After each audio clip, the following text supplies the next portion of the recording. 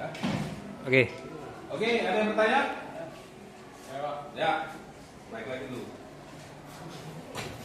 Saya cuma Bagas Kirwana ingin bertanya, bagaimana sistem kekerabatan dan struktur sosial dalam masyarakat Melayu?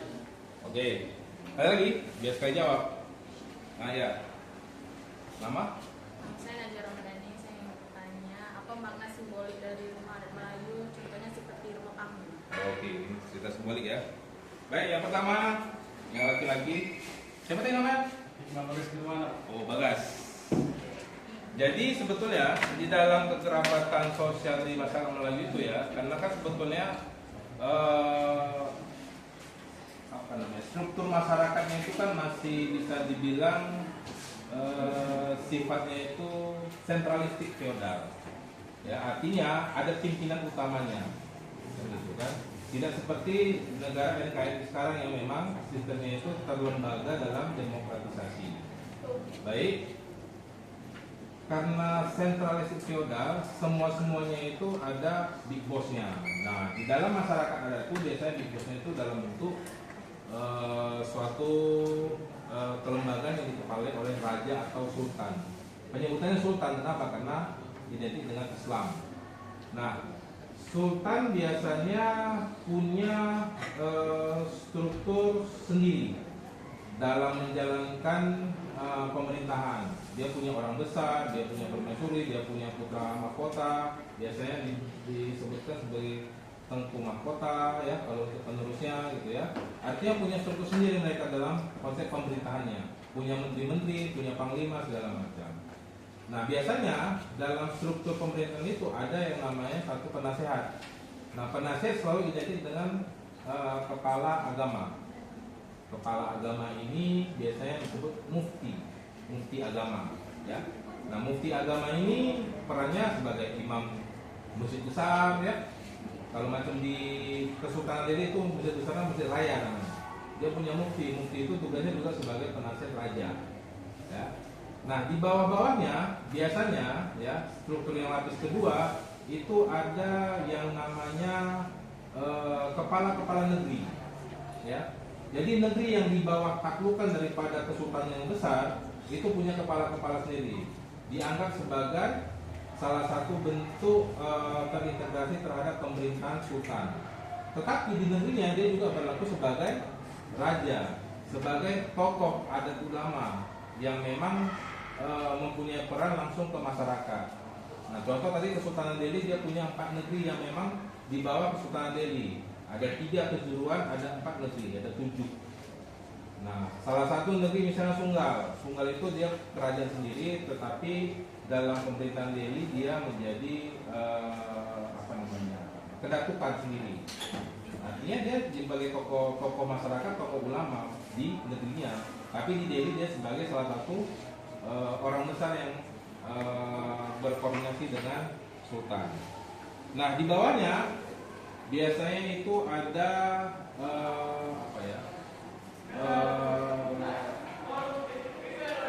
pendukung atau pensupport daripada kehidupan masyarakat. Jadi ada pedagang apa segala macam. Sebetulnya kita nggak bisa mengkastakan kedudukannya itu sebetulnya sebagai masyarakat ya, tetapi secara ekonomi yang dalam struktur Melayu ini ya kan, biasanya yang pedagang atau misalnya orang asing yang memang punya tingkat ekonomi lebih tinggi itu punya struktur hierarki tersendiri. Nah, keempat yang paling bawah itu biasanya rakyat jelata, rakyat awam. Ya. Nah, lebih kurang seperti itu di negeri-negeri Melayu di Sumatera Timur. Nah, sekarang diaplikasikan ada di Malaysia. Malaysia ini masih menjunjung tinggi nilai-nilai kestrukturan daripada pemerintahan negerinya. Sultan menjadi bos, gitu kan, punya struktural organisasi sendiri.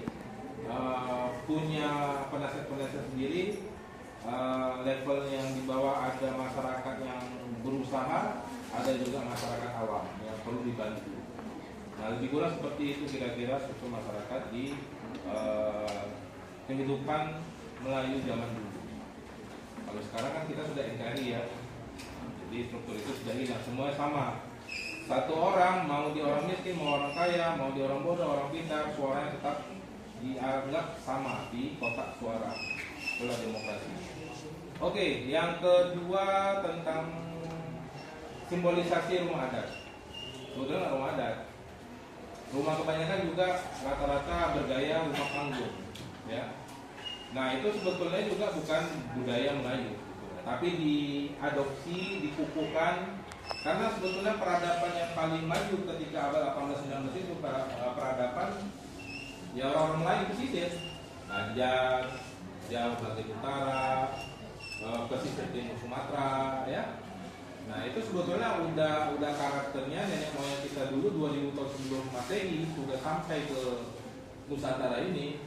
Ya salah satu yang menjadi hal utama karena safety, keamanan. Karena zaman dulu kan masih banyak binatang buas, masih banyak ular gitu kan. Nah dengan dibuat konsep rumah panggung tinggi 1 meter, maknanya kan keamanan bisa diantisipasi, terjaga, ya. Tapi yang jadi filosofi sebetulnya begini, rumah panggung itu sekarang menjadi identitas, gitu kan? Identitas salah satunya peradaban Melayu. Kenapa? Karena dulu orang bisa membuat rumah dengan menggunakan mestek yang memang sudah terukur dengan kayu yang sampai sekarang kalau masih ada rumah panggungnya masih kokoh.